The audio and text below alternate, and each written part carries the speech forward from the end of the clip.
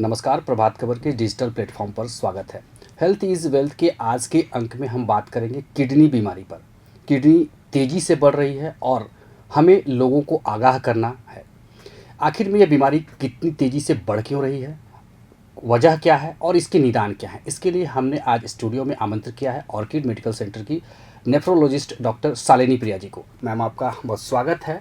और सबसे पहले ये जानना चाहेंगे कि जो किडनी की रोगी और ये बीमारी इतनी तेज़ी से बढ़ क्यों रही है आखिर? तो पूरे विश्व में और हमारे भारत में किडनी बीमारी का सबसे पहला कारण है डायबिटीज़ और उसके बाद ब्लड प्रेशर। तो मोस्टली हमारे समाज में क्या होता है कि हम बीपी और शुगर को बहुत ही नज़रअंदाज कर देते हैं, उसको कंट्रोल में नहीं रखते हैं और यही सबसे कॉमन खास कारण है ये बीमारी के बढ़ने का। जी, एक इसी से जुड़ता ही हुआ सवाल है कि आखिर में वो किडनी के मरीज कोई एक प्रारंभिक जो लक्षण क्या होना चाहिए जिससे कि वो अस्पताल पहुँचे और समझ में आ जाए कि अब मुझे कोई समस्या किडनी से हो रही है? तो किडनी की बीमारी का सबसे पहला लक्षण होता है आँखों के नीचे सूजन आना, पैरों में सूजन आना, पेशाब में फेना महसूस होना, फेना जैसा पेशाब होना, झाग जैसा पेशाब होना, पेशाब में कमी लगना, मीन आम दिनों के अनुसार पेशाब कम होना, पेशाब में किसी तरीके का खून आना या लाल पेशाब होना, ये सारे। और अगर कोई शुगर के या बीपी के मरीज़ हैं, अगर उनका बीपी अचानक से बढ़ जाए तो ये भी एक किडनी की बीमारी का प्रथम लक्षण हो सकता है। जी, एक और इसी से कनेक्ट करते हुआ सवाल ये भी है कि आखिर में मरीज़ को जब ये पता चल जाए लक्षण इन जो आपने बताया, उसके बाद कब वो अस्पताल या कब वो विशेषज्ञ डॉक्टर के पास पहुंच जाएं जिससे देर नहीं हो पाए? अगर पाँव में सूजन बहुत ज़्यादा बढ़ गई हो, जिससे कि सांस में तकलीफ़ हो रही हो, पेशाब 24 से 48 घंटे तक पेशाब ना आया हो, पेशाब बिल्कुल ही बंद हो गया हो, अगर चक्कर महसूस हो रहा हो, सर में दर्द काफ़ी ज़्यादा हो रहा हो, तो इन सारी तकलीफ़ों से मरीज़ को तुरंत के तुरंत अस्पताल आना चाहिए। जी, मैम, ये जो आपने बताया कि चलिए अस्पताल तो पहुंच गया, लेकिन अगर पेरीफेरी में भी डॉक्टर्स होते हैं जो कॉमन एमबीबीएस करके भी काम करते हैं, तो उन लोगों को डॉक्टर्स और मरीज दोनों के लिए बताएंगे आपकी उस जांच क्या मतलब वो होनी चाहिए, जो प्रारंभिक जांच स्क्रीनिंग करा लें जिससे हम पता चल जाए कि अब बीमारी कहाँ पहुंच चुकी है? तो किडनी की बीमारी को पकड़ने के लिए दो सिंपल से जांचें होती हैं। एक तो पेशाब की प्राथमिक जांच होती है जिसमें रूटीन माइक्रोस्कोपी और एग्जामिनेशन करते हैं पेशाब का, जिसमें हम किसी भी तरीके का प्रोटीन लीक हो या ब्लड लीक हो वो हम तुरंत के तुरंत पकड़ सकते हैं। और दूसरा है ब्लड का एक सिंपल जांच कर सकते हैं जिसमें यूरिया और क्रिएटिनिन की जांच होती है, जो किडनी फंक्शन का एक पार्ट बोलेंगे। हाँ, एक मार्कर है। मैम, मार्कर के बारे में बता ही दिया आपने कि क्रिएटिनिन कॉमन बीमारी है। मुझे लगता है कि ये सारे लोगों को भी पता है कि सीरम क्रिएटिनिन एक जांच है, लेकिन ये एक मतलब लोगों में आशंका रहती है कि अब सीरम क्रिएटिनिन जो है 4 पे आ गया, 3 पे आ गया, 5 पे आ गया, तो कब डायलिसिस शुरू होता है, ये इसके बारे में? देखिए, सबसे पहले तो हम लोगों में एक बहुत ही बड़ा ये गलत न्यूज़ है कि क्रिएटिनिन के आधार पे हम डायलिसिस डिसाइड करते हैं, जबकि ऐसा नहीं है। क्रिएटिनिन जो है ये सिर्फ एक किडनी कैसा फंक्शन कर रहा है उसको झलकाता है, लेकिन डायलिसिस हम बाकी और भी चीज़ें हैं जिस पे हम डिसाइड करते हैं। जैसे कि अगर मरीज़ का सूजन बहुत ज़्यादा है जो दवाइयों से रिस्पॉन्स नहीं कर रहा है, मरीज़ को सांस की तकलीफ़ बहुत ज़्यादा हो रही है, अगर उनका सीरम पोटेशियम बहुत ज़्यादा है जो दवाइयों से भी कंट्रोल नहीं हो पा रहा है। प्लस किडनी की जो बीमारी होती है वो दो तरीके की होती है। एक होती है एक्यूट किडनी इंजरी और दूसरी होती है chronic kidney disease. Acute kidney injury होती है जो विद इन 24 से 48 घंटे के अंदर अंदर किडनी को नुकसान पहुंचता है, और क्रॉनिक किडनी डिजीज़ जो होता है उसमें किडनी की बीमारी जो है वो 3 महीने से ज़्यादा से रह रही होती है। तो अगर AKI यानी एक्यूट किडनी इंजरी है तो इसमें हम क्रिएटिनिन उतना ज़्यादा नहीं देखते, उसमें बस हम मरीज़ के सिम्टम्स को देखते हैं कि अगर वो बाकी दवाइयों से नहीं कंट्रोल आ रहा है, पेशाब बिल्कुल रुक गया है, तो फिर हम डायलिसिस लेने का निर्णय लेते हैं। जी, अगर डायलिसिस शुरू हो जाए तो लोगों के मन में भ्रम ये भी रहता है या उनको बड़ा भय रहता है कि एक बार डायलिसिस शुरू होता है तो अब लगता है जीवन भर चलेगा या वीकली हो जाता है, तो ये बड़ा घबराहट सी होती है और लोग बहुत हिचकिचाते हैं कि डायलिसिस मत कराइए मैडम, दवा पे रखिए। तो कब शुरू होना चाहिए और क्या ख़त्म हो जाता है क्या वो? देखिए, अगर जैसे AKI का केस जैसे मैंने पहले बताया, अगर अक्यूट किडनी इंजरी है तो जितने समय तक किडनी नहीं काम कर रहा है उस समय तक हम डायलिसिस देते हैं। एक बार किडनी अगर जैसे मान लीजिए AKI के बहुत तरह के कॉजेज़ होते हैं, जैसे कभी इन्फेक्शन की वजह से किडनी नहीं काम कर रही होती है, या किसी दवा के नुकसान की वजह से कम काम कर रही होती है, BP के गिरने की वजह से किडनी नहीं काम कर रही होती है। तो इन सब केसेस में अगर हम डायलिसिस करें सिर्फ वो जो कारण है उसका निवारण होने तक, उसके बाद डायलिसिस ख़त्म हो सकती है।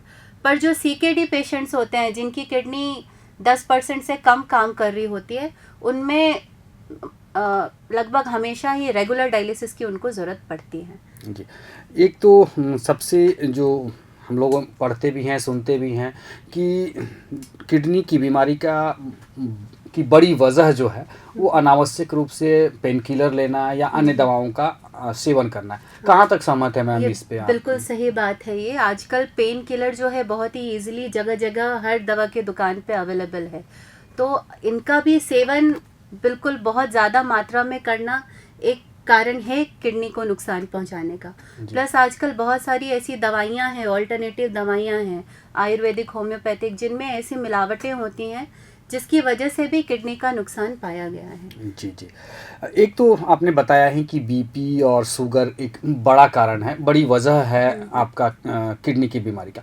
क्या और भी कोई सतर्कता किसी बीमारी को लेकर के हमें रखना चाहिए कि किडनी के मरीज़ हम होने से बच जाएं? देखिए, किडनी की बीमारी जैसे कुछ बच्चों में ये किडनी की बीमारी पहले से रहती है, तो अगर तुरंत ही मान लीजिए शरीर में सूजन आना शुरू हुआ और लोग प्राथमिक इलाज के लिए तुरंत हमारे पास पहुंच जाएं, तो उनकी किडनी आगे नुकसान से बचाई जा सकती है। दूसरा है कि कुछ बच्चों में पाया गया कि एक ही किडनी होती है, या कुछ लोगों में रूटीन स्कैन कराया गया और एक ही किडनी पाई गई, तो उनमें भी अगर वो सतर्क रहें, पहले से ही BP वगैरह का रेगुलर मॉनिटरिंग करते रहें, तो उसमें भी किडनी की बीमारी को हम बढ़ने से रोक सकते हैं। अब आपने बताया है कि जैसे एक किडनी होता है तो अचानक लोगों को पता चल जाता है, या किसी वजह से उनको एक किडनी रिमूव कराना पड़ जाता है किसी वजह से, तो ऐसे लोगों का जो आशंका रहती है कि अब तो जीवन समाप्त हो गया, मेरे पास तो किडनी एक ही है, तो एक तो उनको ये भ्रम दूर कर दीजिए, और दूसरी है कि उस किडनी से उनका लाइफ कितना रह सकता है? देखिए, नॉर्मली अगर पूछा जाए तो हमारे लिए एक किडनी भी बहुत है नॉर्मल रूटीन लाइफ चलाने के लिए, है ना। तो अगर किसी को किसी वजह से एक किडनी अगर पाई जाती है, उनकी किसी वजह से किसी ऑपरेशन में एक किडनी निकाल दी गई हो, तो अगर वो थोड़ा सा सतर्कता रखें, इधर उधर की दवा बिना किसी प्रेस्क्रिप्शन के ना खाएं, BP का ध्यान रखें, और जैसा मैंने बताया एक सिंपल सा रूटीन जांच, यूरिन का एक रूटीन एग्जामिनेशन हर 3 से 6 महीने पे कराते रहें, तो इससे उनकी बीमारी जो है वो तुरंत ही पकड़ी जा सकती है और उसको हम आगे बढ़ने से रोक सकते हैं। मैम, हम समाज में हम लोगों के बातचीत या अक्सर सुनाई देता है कि पानी जो है खूब पीना चाहिए, तो अक्सर लोगों को मैंने देखा है कि वो 5 लीटर 6 लीटर दिन भर पानी पीते रहते हैं, तो उनका ये कहना होता है कि नहीं, जितना पानी पिएंगे किडनी साफ होते रहेगा। तो क्या ज़्यादा पानी पीना से किडनी ठीक होता है, या किडनी का पत्थर या स्टोन नहीं होता है, या अगर हम ज़्यादा पानी पी लें तो उसका भी दुष्प्रभाव पड़ता है क्या? ज़्यादा पानी पीने से देखिए नॉर्मल लोगों में ऐसा कोई दुष्प्रभाव नहीं है, लेकिन कुछ जैसे मतलब जिनका उम्र ज़्यादा है, ऐसे लोग अगर ज़्यादा पानी पिएं तो सोडियम पोटेशियम, ये जो 2 हमारे शरीर के इलेक्ट्रोलाइट्स होते हैं, उनमें कुछ गड़बड़ी मिल सकती है। पर नॉर्मली ज़्यादा पानी पीने का मतलब हम 2 से 3 लीटर हमारे लिए बहुत है जी। अगर इतना भी लोग रोज़ पिए तो जो किडनी स्टोन की समस्या है ये रुक सकती है। अच्छा, एक बड़ी वजह जैसे दर्द रोधी दवाएं जो हम लोग वो किया कि आप जो एंटीबायोटिक्स या अन्य दवाएं जो आप ले रहे हैं उससे तो होती है, एक नमक जो है शायद किडनी के लिए बड़ा वजह है वो, तो क्या आप कितना लेना चाहिए, उसकी क्या मात्रा कुछ निर्धारित है क्या? देखिए, नॉर्मल लोगों के लिए तो आप जितना चाहते हैं ले सकते हैं, लेकिन बहुत ज़्यादा जैसे जो पैकेज्ड फूड आते हैं, चिप्स चिप्स वगैरह जिनमें पहले से नमक मिला होता है, उनका सेवन ना ही करें तो ही अच्छा है। और जो किडनी पेशेंट है उनके लिए हम कहते हैं कि एक दिन में 5 ग्राम नमक का सेवन करें, उससे ज़्यादा ना करें, क्योंकि अत्यधिक नमक से बीपी बढ़ेगा, पानी का रिटेंशन बढ़ता है बॉडी में, जिसकी वजह से सूजन होने का चांस रहता है।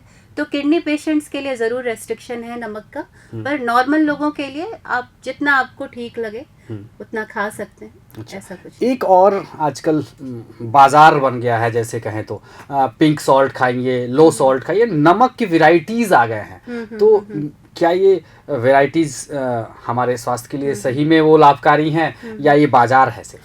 नहीं, जो रॉक सॉल्ट कहते हैं, सेंधा नमक जो कहते हैं जिसको, वो सही में हमारे लिए लाभकारी हैं, क्योंकि जब कुछ स्टडीज़ भी हुई हैं जिनमें कंपेयर मेनली किडनी पेशेंट्स में ही स्टडीज़ की गई हैं, तो पाया गया कि जो रॉक सॉल्ट लेते थे उनमें कम ये बीपी वगैरह का फ्लक्चुएशन पाया गया, और उनका जो वॉल्यूम इन फ्लूइड कंट्रोल जो था, पानी का, बॉडी का सूजन वगैरह, ये सब भी ज़्यादा कंट्रोल में रहा कंपेयर टू नॉर्मल सॉल्ट जो होता है। एक मैम, हम ये भी अपने जो भी दर्शक हैं उनको भी अवॉइड करना चाहेंगे और आपसे भी जानना ये चाहेंगे कि हम किडनी के मरीज़ नहीं बने, इसके लिए हमारी लाइफस्टाइल क्या होना चाहिए और हमारा खान पान कैसा होना चाहिए? सबसे पहले तो हमें पानी का अधिक से अधिक, वही बताए, 2 से 3 लीटर तक अगर रोज़ सेवन करें तो बहुत है। मेन हमें डिहाइड्रेशन को दूर रखना है। जब भी गर्मी वगैरह लगे कि मौसम वैसा है, तो उस हिसाब से हमें उचित मात्रा में पानी लेना चाहिए। दूसरा है जो आजकल के पैकेज्ड फूड प्रोडक्ट्स हैं, जिसमें कुछ ना कुछ मिलावट है ही, और वो हमारी किडनी को नुकसान पहुंचा सकती है, तो उनका सेवन हम कम से कम करें।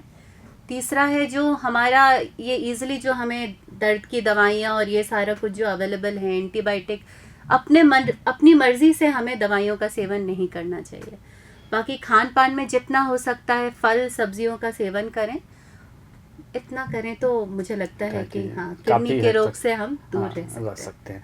एक जाते जाते सवाल ये रहेगा हम लोगों का मैम कि देश में क्या सिनेरियो है किडनी के मरीजों का, और बिहार झारखंड जो हम लोगों का है ये थोड़ा अशिक्षित तो नहीं कहेंगे हम, लेकिन जागरूकता की कमी है, तो बिल्कुल, हाँ बिल्कुल। तो ये सिनेरियो क्या है, मतलब एक किडनी के मरीजों का? यहाँ पे यही देखा है कि किडनी के मरीज जो है अधिकतर अपनी बीमारी को नज़रअंदाज करते रहते हैं।